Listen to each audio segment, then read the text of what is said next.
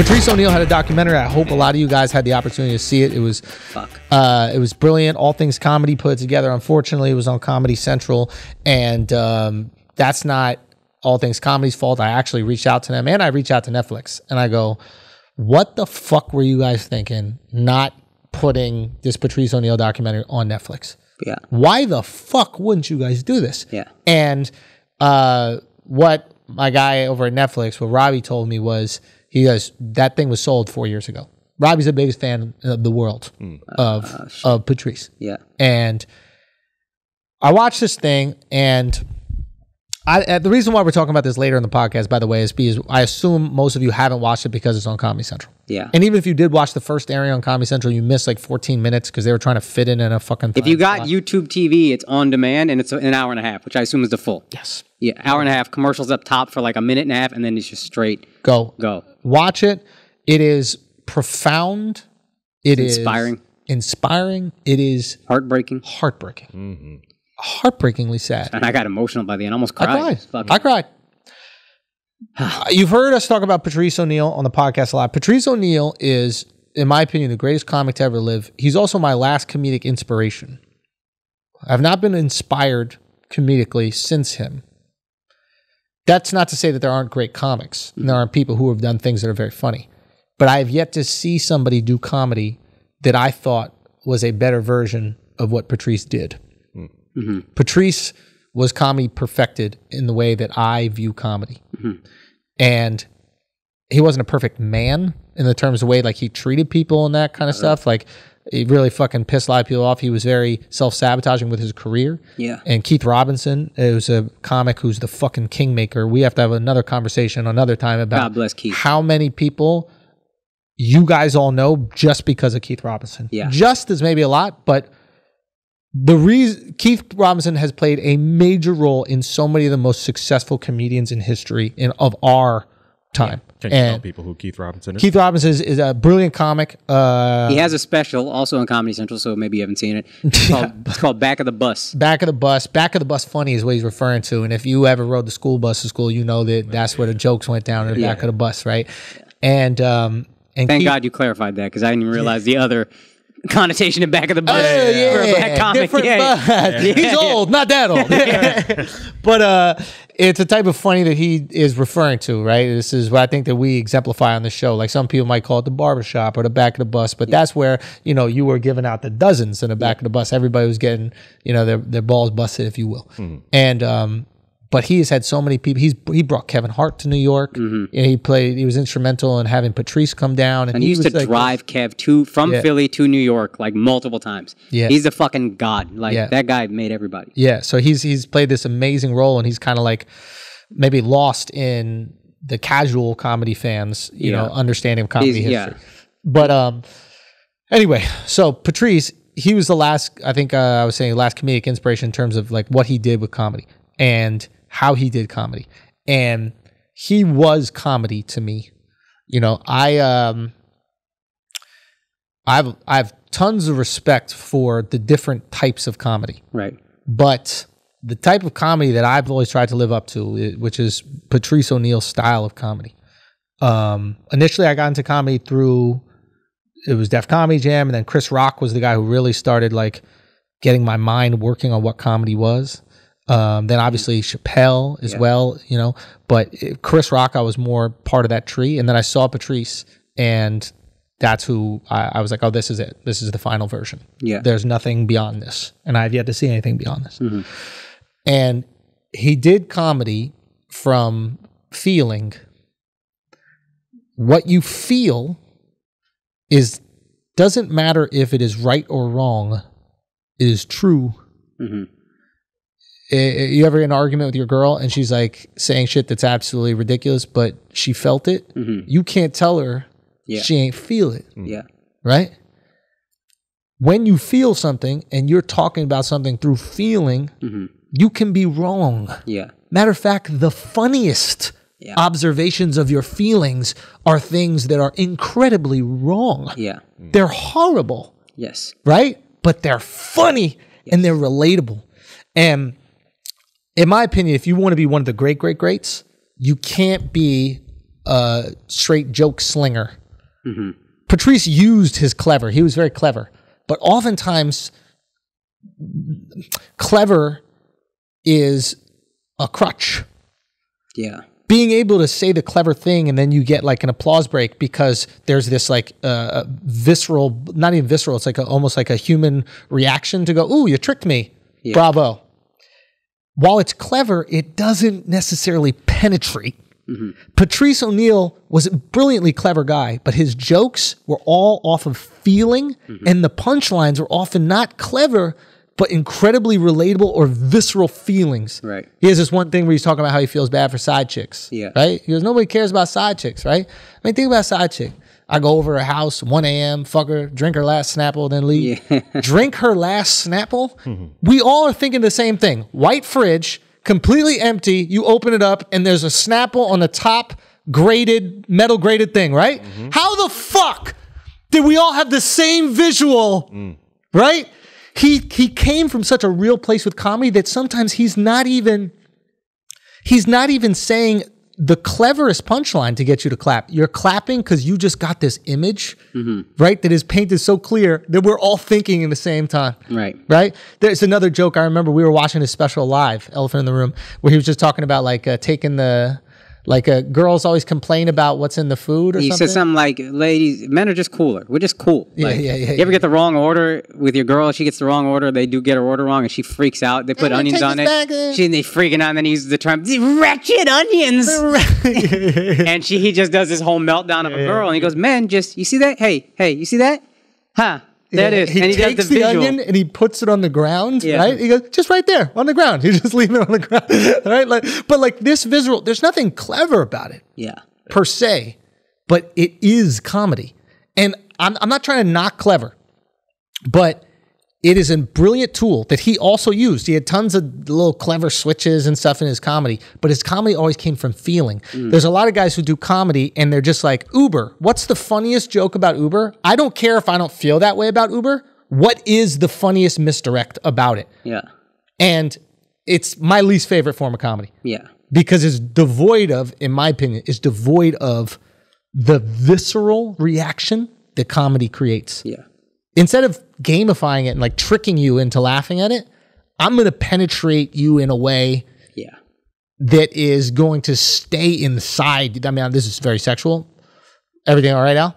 Yeah. But the joke is going to penetrate you in a way that is just going to stick with you. Yeah, and you feel it. I remember you saying early on, somebody was like crushing on stage, but it was like, whatever, it was cute comedy or whatever. Yeah. And then you were like, I honestly believe the laughs are different when you're doing like what we do. It's different. And you can feel it when you really hit on some shit that's deep down, a feeling that people have, you feel the difference in the laugh. They react to you different even after the show. The reaction is like you just spoke to someone's soul. Yeah.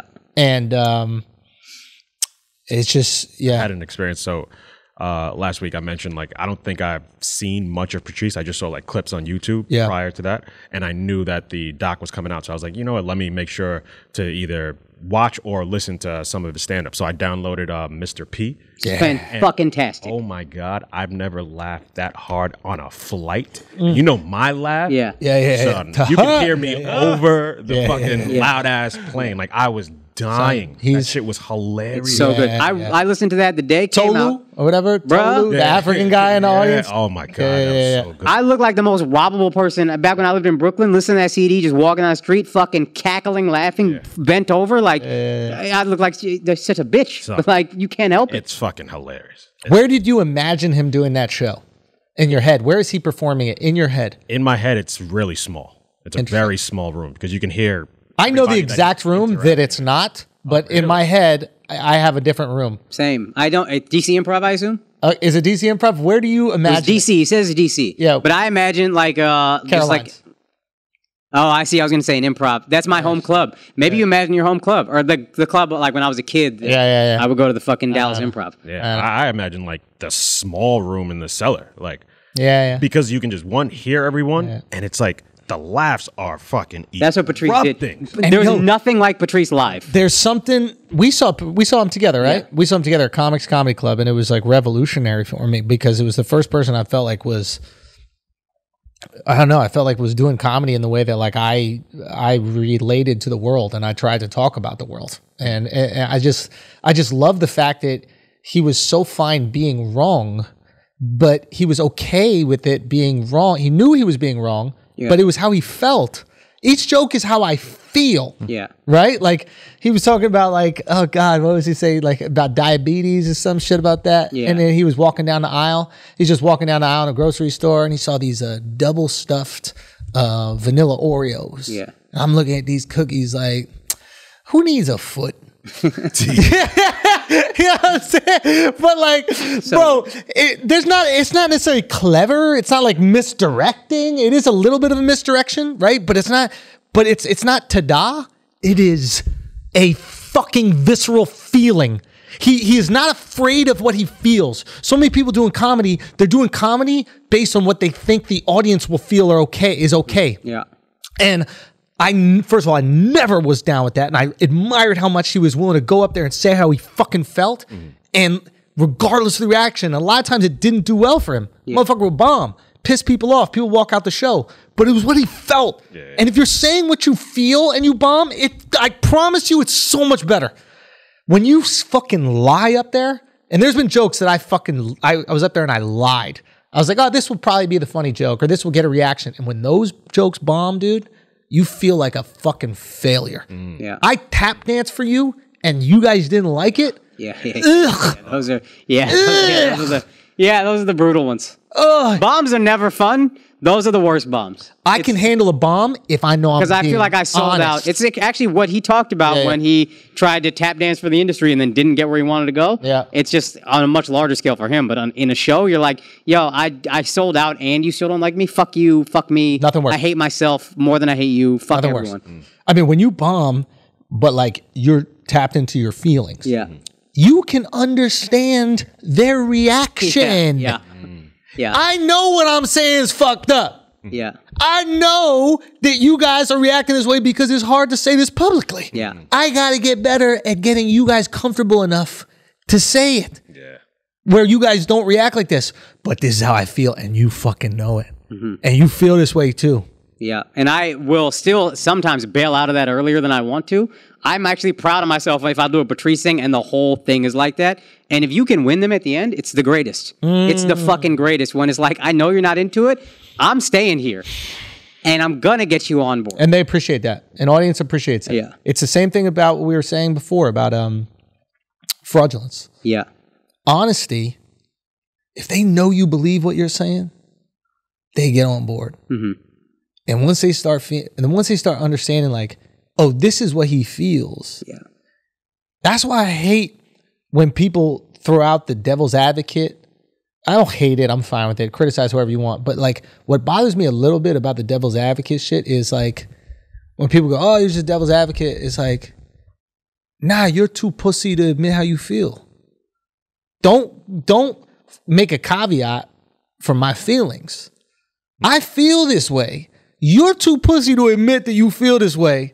So you're trying to call me a devil's advocate, right?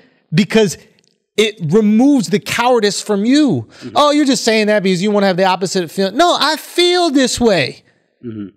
I feel that Kanye takes dicks away from women. Yeah. That's how I feel. Oh, you're just trying to have a different take. But no, I feel that way. You're afraid of the way you feel.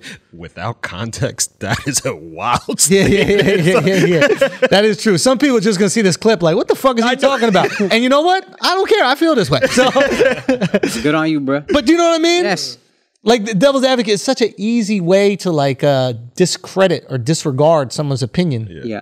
From the average person that's afraid of their own feelings. Mm-hmm. But I think that the reason why that might happen to you, because there are some people that are just playing devil's advocate for there's times when we just play devil's advocate for sure. Yes, it's hard to distinguish just the shock jock person from... There's times... we do both. Hey, you know what? And that's what I'm saying. So you're going to get it sometimes. You know what? Here's the thing. And this is what is so hard to understand, but it's only understood really in the context of comedy. And it's more so in the context of podcasts because so many of us are doing podcasts now. But like when you're on stage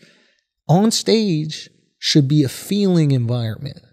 We're not on stage for the truth right? Or the lie. We're on stage for the feeling. The feeling is true. There's nothing more annoying than an audience member fact checking you. It's like, shut the fuck up. Yeah, this is outside of facts. This is facts, no feelings. That's where the ethos of this. Yeah. So like when I'm saying this shit about Belichick being a trash coach, he might objectively be a good coach. Yeah. But my feeling, I have this feeling like he's whack. Yeah. He's whack. And I'm telling you, that's how I feel. And I'm going to justify it whatever goofy ass ways I'm going to justify it. But I do have that feeling. You know what I mean? Yeah. But you're right, 100%. Sometimes we just make an absurd argument. Of course, yeah. But generally there's no speaking, rules to this shit. Feelings, no facts. We are a feeling podcast. We are a feeling comics. We are emotional people. That's what we ride on. Jim Norton said the most brilliant description of Patrice. He goes, Patrice lived his life like a movie was being made about him, and he was going to have to watch it with all of his closest friends. And they would call out all of his... They would call out all his bullshit. So in every interaction he was with somebody, he would call them out on being phony, because if he didn't, when he watched this movie of his life with his boys later, you're just going to let him talk to you like that? You're going to... Yeah. You see what I'm saying? Keith Robinson also had a profound ass thing where he was like, great. Some of that is fear. Like they all talked about how like what an asshole he was on set or whatever. And he goes, a lot of that is fear too. Yeah. You are afraid of not being good enough when you get the shot. So you self-sabotage. And that's what's also really interesting about Patrice is I've never seen a more confident comic on stage in my life. And to still have that fear, it's just an interesting like juxtaposition. Bro, you know what happened to me after watching this doc? It humanized him, which was a letdown. I don't want to see Superman be human. He's your Superman. He was Superman. He was Iron Man. You know what I mean? Like he was a superhero to me. And watching this made me realize he was a man. Yeah. So a flawed man, a scared man as well. And that made his death 10 times more fucking tragic. Yeah. When Superman dies, it was okay. Yeah. Because he wasn't a human being. You know what I mean? Like to me, I didn't build up a relationship with him. I was too in awe of him to build up a relationship. I saw him, I met him a few times. I was too in awe to try to build a relationship with him. Yeah. That's how high I rank him.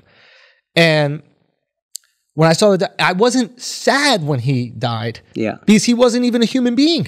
Right. He was beyond that. You know? So when I watched it, all of a sudden he became a human being. And afterwards, I was fucking heartbroken, bro. You know what else they touch on toward the end? And it's something, when we talk about Chappelle and Patrice, and I put Chappelle above, I forgot.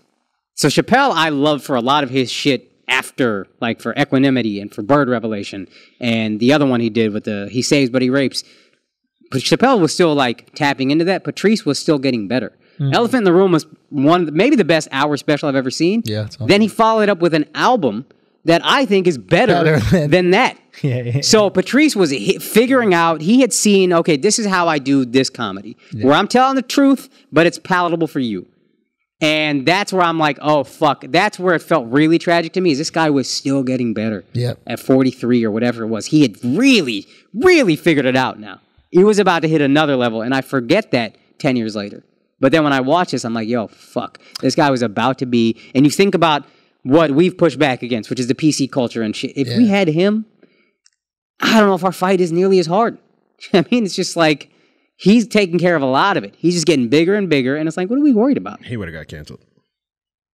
He wouldn't have given a fuck, though. But I'm just saying, he would have been toxic. The most highest level of toxic, he would have been that. Because he keeps it just too real. And people aren't ready for that. He died so we could be great.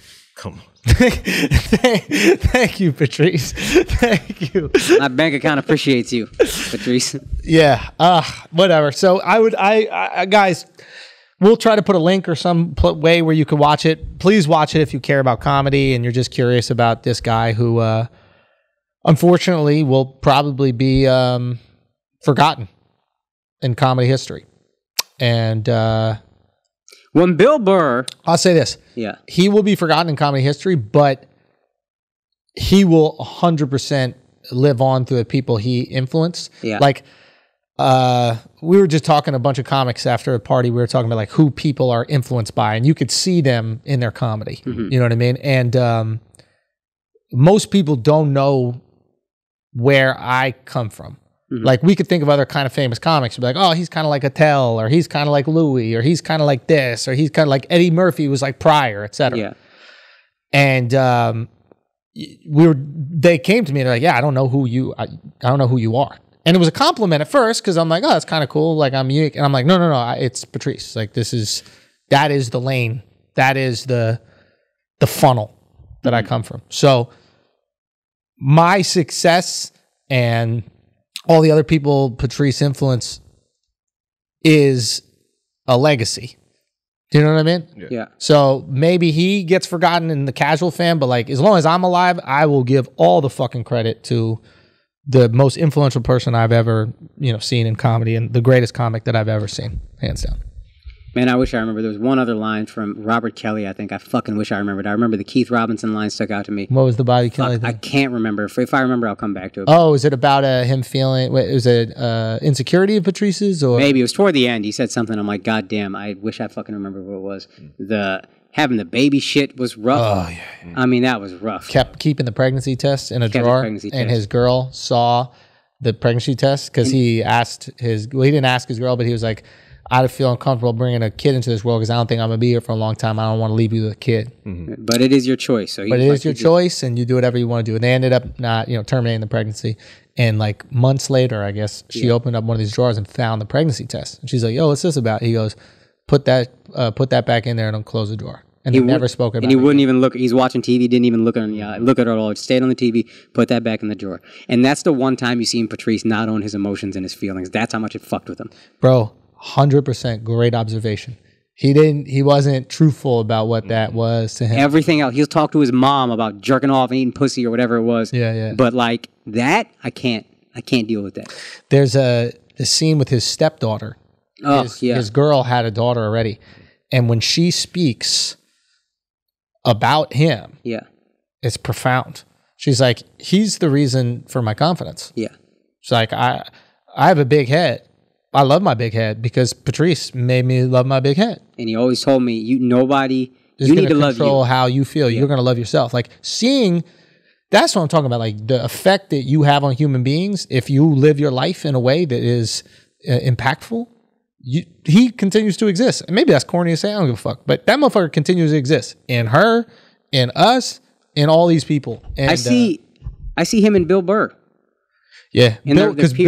But Bill always says this guy's better than all. When you talk about like comics that are based on feeling, Bill Burr is all feeling. Yeah, like he's clever, but literally, I started punching the muffins, wham, wham, wham. Like that is visceral feeling. Yes, right. And he is these Boston guys, man. Best comics in the world come from Boston, but yeah, he is feeling. Bobby Kelly is feeling. Yeah, like telling you, man. There's something there. Well, I was even going to say, first of all, he says shit like, we thought we would learn something, and then Patrice had already figured it out fucking years ago. Like, he was always so far ahead of us. But you'll see it in the moments where Bill Burr is, like, up there, pontificating, doesn't give a fuck how the audience feels. I'm sure he would have gotten there on his own, but I think a part of that is also, that's Patrice. And Bill Burr always looked at Patrice like, that's the fucking best guy. That's what I want to be. Yeah. Who gives a fuck if they're not laughing? I live in my honesty. I live in my emotion. That's what it is. Yeah. Another thing I was fascinated by is, how can he be so honest with his girl and talk about her like that on stage? And she love him the way he does. Like that is. She came into the game, bro. She knew what it was. Oh. He kept it with her. He kept it honest with her the whole time. This is what it is. It's funny to see like how that was crazy. Like mythology builds around figures. There was one story that was a little bit of a letdown for me. The story about how Patrice first did stand-up had changed through time. And this is how you get Cyclopses or Cyclopsi or whatever the fuck that is. Like a Cyclops started out as a big guy who was just missing one of his eyes. And then someone was like, yeah, they're fucking these huge dudes. And then the guy had one eye. And then 3 or 4 people you tell that story to later, they had one eye in the center of their head and they were 18 feet tall, etc. And like the story that was always going around about the first time Patrice did stand-up was that he was heckling a comic on stage, and the comic said, well, why don't you come up here and do stand-up? And then he did, and he just started murdering. Yeah. And then that was stand-up after that. And in the movie, or the doc, he started heckling the comic, and then after the show went up to him and was like, I was just helping you out, man. And then he was like, yeah, you should try it out. And then he tried it out later. Yeah. But he didn't go up on stage that night. Right. And Goldman talked about, though, he had this, like, Patrice had this joke that was like, I don't like being the fat spokesperson or whatever. But it was like a jokey joke. Yeah. And then Goldman said, I came back a few months later and he wasn't doing it. And I was so happy that Patrice moved on from it. Because I was like, oh, that's just not a Patrice thing. Yeah. I mean, he's probably early in the game, but then Goldman was like, he was done with that so quickly. That's not what he was about. But it was such a great joke. It was a great joke, but he just had... Like fat people, acknowledge him on the street. Yeah. Like that, they just something like, he's like, "What's up, brother? Like, what do you want me to do for you?" Like, but like, what's beautiful about that is it's not.